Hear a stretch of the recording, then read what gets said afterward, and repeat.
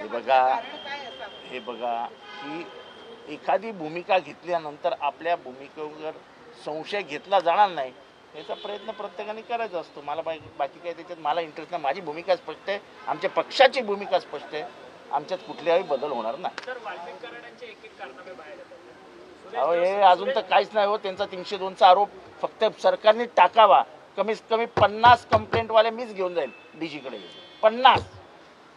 Sir पण सुरेश धस यांनी multi ज्या काही छोट्या छोट्या बँका बुडीतामध्ये निघालेल्या आहेत, अर्थात ज्ञान राजा असेल, त्याच्यानंतर राजस्थान मल्टी इस्टेट ज्या मराठवाड्यामध्ये बुडीतामध्ये निघालेल्या आहेत, त्या बँकांच्या मालकांना वाचवण्यामध्ये देखील वाल्मिक कराड आणि धनंजय मुंडे यांचा प्रत्यक्ष सहभाग आहे असं आरोप करतात. सुरेश धस जेवढे आरोप केले तेवढे सगळे सत्य आहे.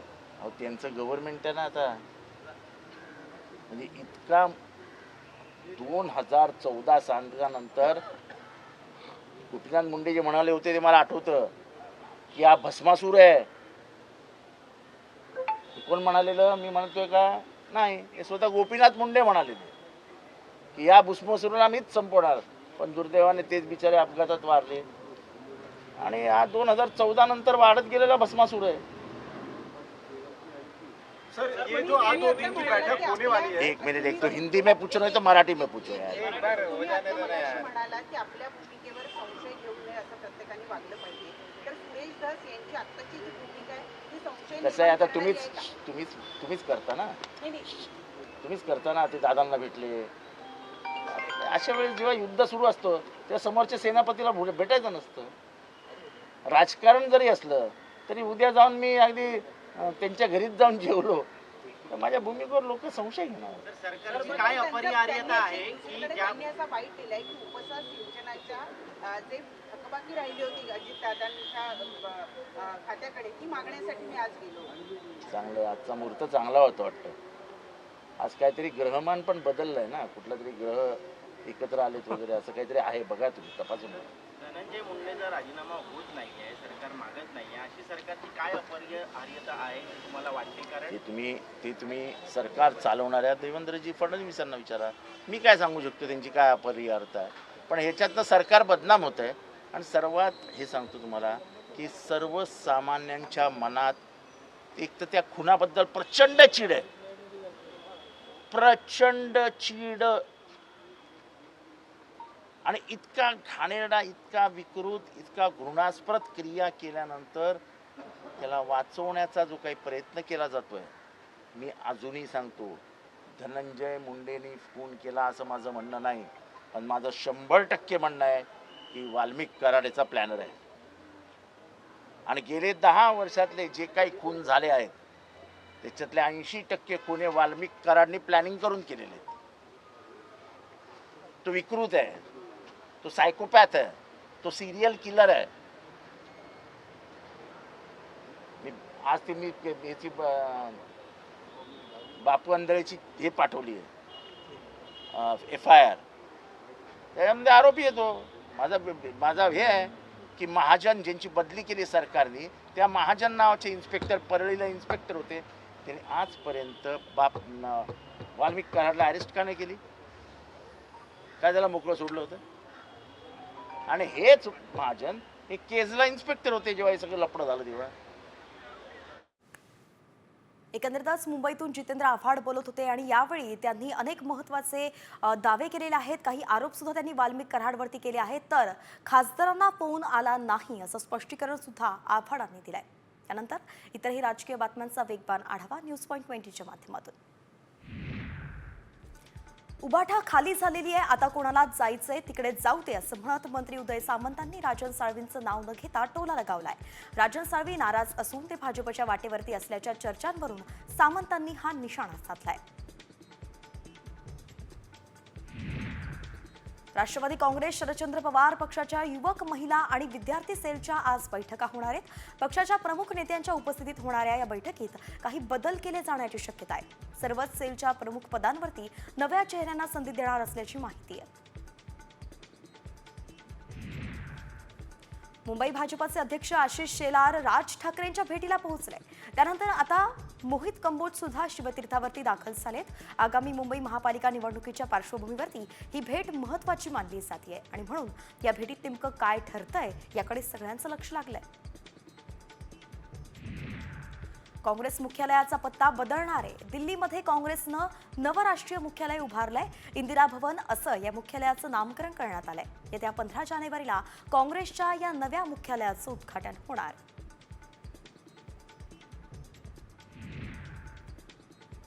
रामगिरी महाराजांनी पुन्हा वादग्रस्त वक्तव्य केलंय. राष्ट्रगीत हे गीत रवींद्रनाथ टागोर यांनी पंचम जॉर्जच्या स्वागतासाठी 1911 मध्ये गायलं होतं, लिहिलंही होतं.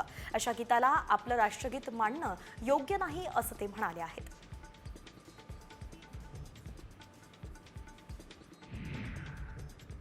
शहादा नगरपालिकेच्या प्रशासनाचा अजब गजब कारभार आता समोर आलाय.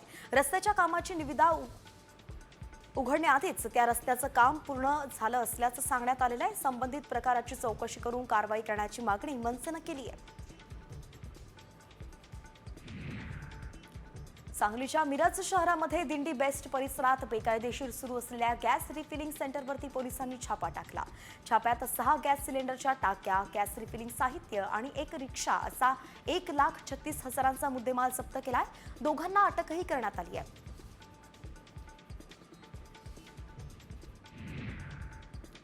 गेल्या 2 दिवसांपासून राज्यात थंडीचा जोर वाढलाय. येत्या 2 दिवसांत तापमानात 2 ते 4 अंशांनी वाढ होणार असून विदर्भ वगळता संपूर्ण राज्यात पावसाची शक्यता असल्यानं हवामान विभागाने सगळ्यांना सावध राहण्याचा इशारा दिलाय. उत्तर महाराष्ट्रात किमान तापमानाचा पारा 10 अंशांच्या खाली आलाय. राज्याच्या किमान तापमानात 2 ते 3 अंशांनी घट होण्याचा अंदाज असल्यानंच थंडी वाढण्याची शक्यता आहे. उत्तर भारतातील राज्यांमध्ये थंडीचा कडाका कमी झालाय. रब्बी पिकांच्या विमा नोंदणीची अंतिम तारीख 15 जानेवारी 2025 पर्यंत वाढवली आहे. यापूर्वी ही तारीख 31 डिसेंबर 2024 पर्यंत निश्चित करण्यात आली होती. पण प्रतिकूल हवामानामुळे आता शेतकऱ्यांना विमा नोंदणीसाठी अधिकचा वेळ मिळाला आहे. सिंधुदुर्गच्या किनारपट्टीत भागामध्ये सध्या शेवाळांनी खत साचले आहे. मालवणच्या चिवला बीच आणि परिसरात जवळपास 1000 किलो शेवाळ दिसत आहे. गणेश सजावटीसाठी तसंच माड बागायतींना खत म्हणून या शेवाळाचा वापर होतो.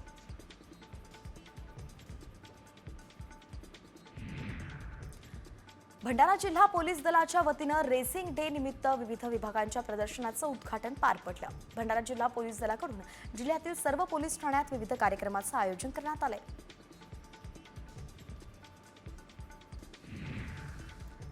ठाण्यातील घोडबंदर रोडवरील एका दुकानाला आग लागली होती.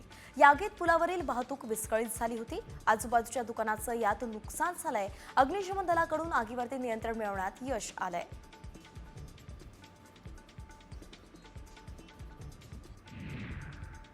छत्रपती संभाजीनगरच्या वैजापूर चिंचडगाव इथे शेतीच्या वादातून भावकीतील दोघांनी एकाचा खून केला. सुनील कडुबा वाघ असं मृताचं नाव आहे. तर या प्रकरणी विजय वाघ आणि पोपट लहानू वाघ या दोघांविरुद्ध विरगाव पोलीस ठाण्यात गुन्हा दाखल करण्यात आलाय.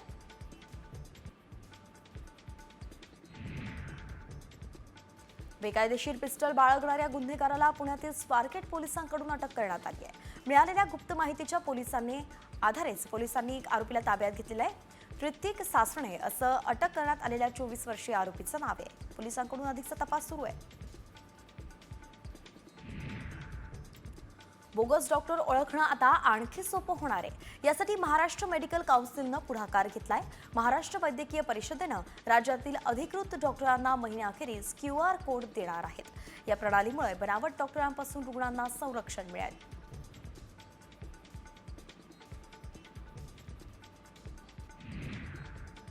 नवी मुंबईच्या खारघर टेकडीवरील पणसवाडी चाफेवाडी भागात बिबट्याचा वावर दिसून आलाय. अनेकांनी आपल्या मोबाईल कॅमेऱ्यात बिबट्याला कैद केलाय. बिबट्याच्या दर्शनानं ग्रामस्थांमध्ये भीती पसरली असून वन विभागानं बिबट्यांचा बंदिस्त करावं अशी मागणी केली आहे.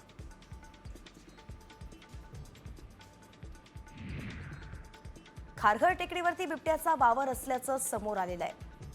खारघर टेकडीवरील पणसवाडी चाफेवाडीत ग्रामस्थांना बिबट्याचं दर्शन झालंय.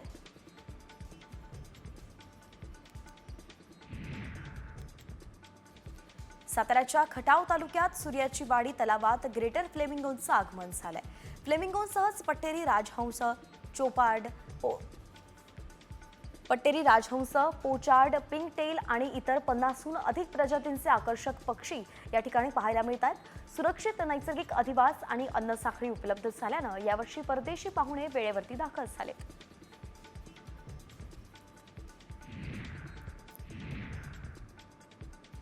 अवैध मासेमारी रोखण्यासाठी ड्रोनच्या माध्यमातून आता मत्स्य विभागाची करडी नजर असणार आहे. राज्यातील 7 सागरी जिल्ह्यांकरिता एकूण 9 ड्रोन उपलब्ध करून देण्यात आलेत.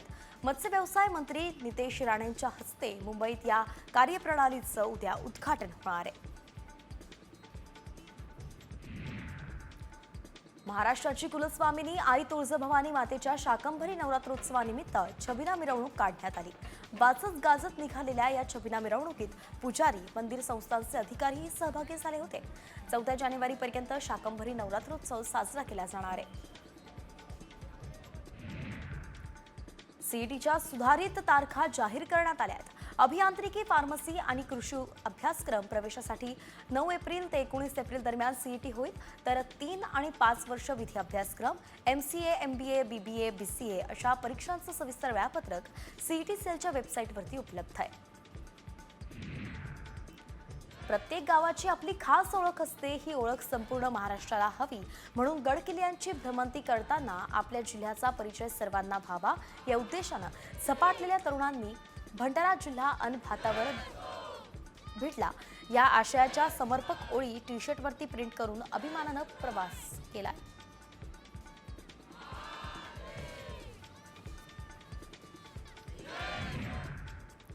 आणि आता बातमी बुलढाण्यातून आहे. बुलढाण्यामध्ये टक्कल व्हायरसनं थैमान घातलंय. हो, टक्कल व्हायरसच.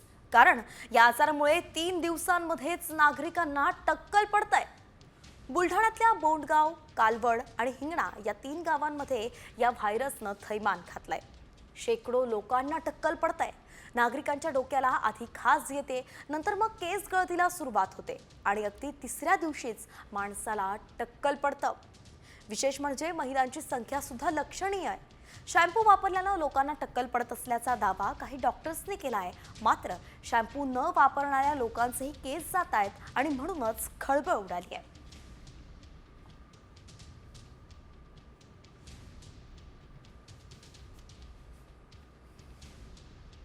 अतिशय धक्कादायक असा प्रकार बुलढाण्यात घडताना दिसतोय. लोकांना टक्कल व्हायरसनं थैमान घातलंय.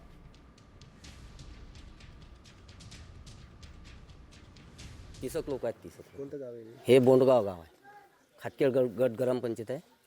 या बोंडगाव इथे फक्त आमच्या म्हणजे जवळपास तरी 30-35 लोक निघतात 15 दिवसात. जवळपास तेवढं नसतील, पण कमी जास्त 10-12 दिवस नक्की जाय.